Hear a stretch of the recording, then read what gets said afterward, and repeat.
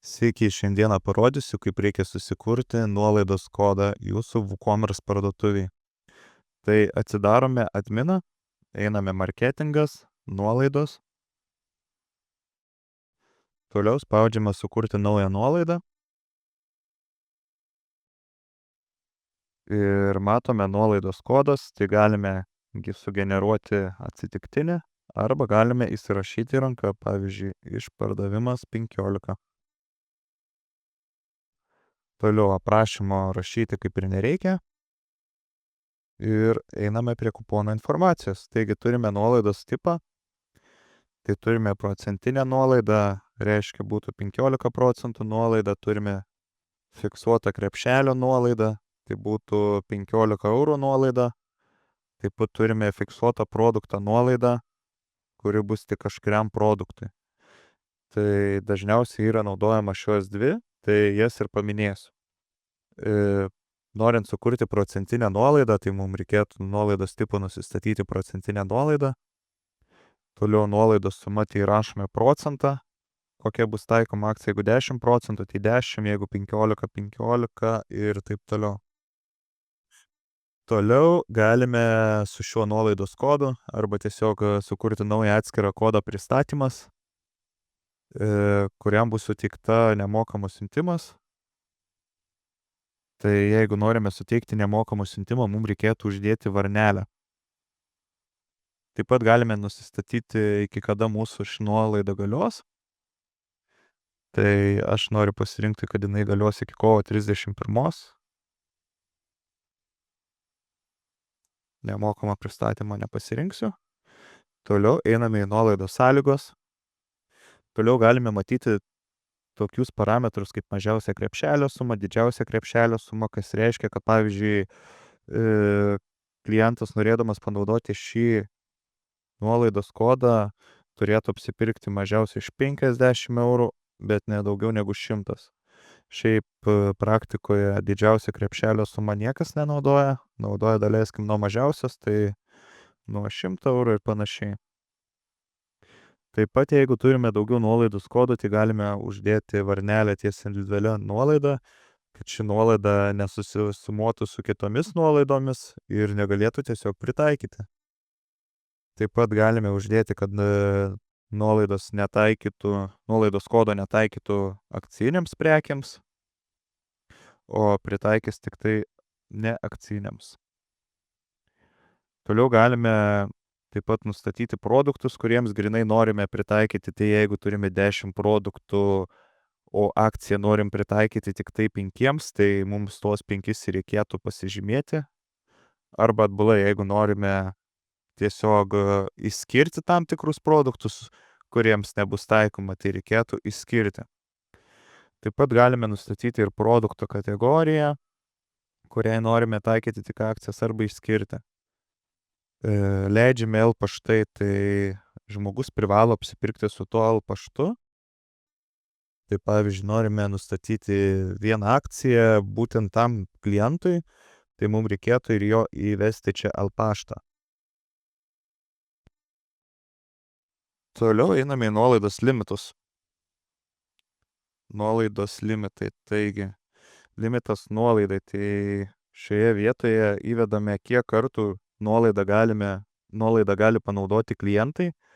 Tai jeigu įvesime skaičių 10, tai reiškia, ši nuolaida galės būti panaudota tik tai pirmiems 10 apsipirkimų su šiuo kodu.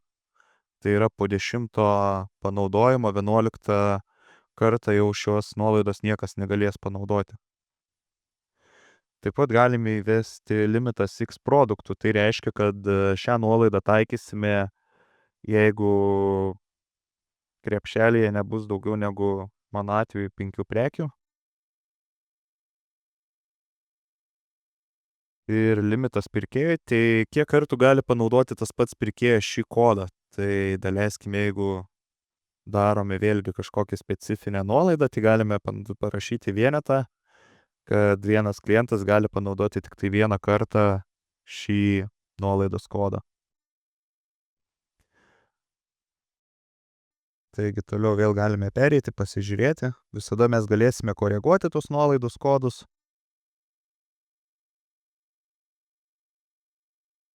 Taigi, kai matau, kad visas mano nuolaidos kodas yra taip, kaip aš noriu, spaudžiame paskelbti.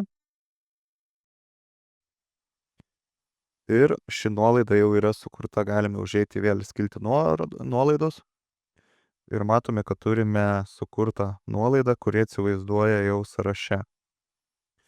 Taigi, matome, kad nuolaidos kodas yra iš mažųjų raidžių, tačiau tai nėra esminis dalykas, nes mes tą kodą galim vesti ir didžiosiomis raidėmis, taip pat klientams skatinti panaudoti kodą irgi galim rašyti didžiosiom raidėmis, nes galima panaudoti ir taip, ir taip. Taigi, turiu krepšelyje įsidėjęs vieną prekę.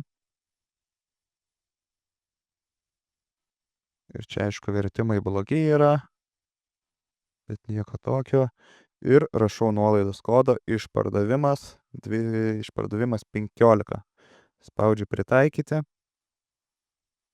Ir matome, kad mažiausia užsakymo suma yra 100 eurų, o mano prekė yra 99 eurai. Tai reiškia, aš turiu įsidėti daugiau prekių. Taigi dabar matau, kad mano suma jau yra didesnė. Ir bandau pritaikyti. Taigi nuolaida prisitaikė. Matome, kad atsiminusavo 15% nuo bendros sumos. Taip pat šį kodą galime įvesti ir apmokėjime. Čia priklausoma viskas nuo temos. Tai galiu pašalinti, parodyti, kad veikia ir didžiosiomis raidėmis, ir mažosiomis. Prieš tai vedžiau didžiosiomis, dabar įvesiu mažosiomis. Ir va, veikia taip pat ir mažosiomis raidėmis. Taigi, norint dar pasiredaguoti esamą nuolaidą, supratote, kad kažkas blogai, ar kažkas, užeinama nuolaidą, spaudžiame redaguoti. Ir vėlgi iššoksta toks pat langas, kaip ir kad kūrėme šią nuolaidą. Tai šiuo atveju aš nusimsiu datą ir mažiausią krepšelio sumą ištrinsiu.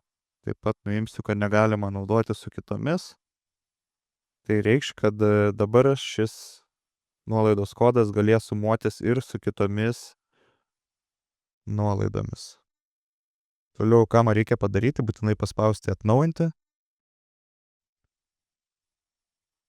Ir viskas. Dabar vėl galime pabandyti pasitestuoti.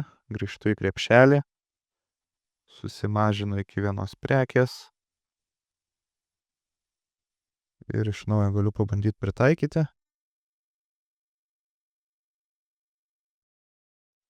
Taigi, matome, kad dabar prisitaikė jau 99 eurams, kai nuėmėme mažiausio krepšelio sumą. Tai tiek būtų apie nuolaidos kodus.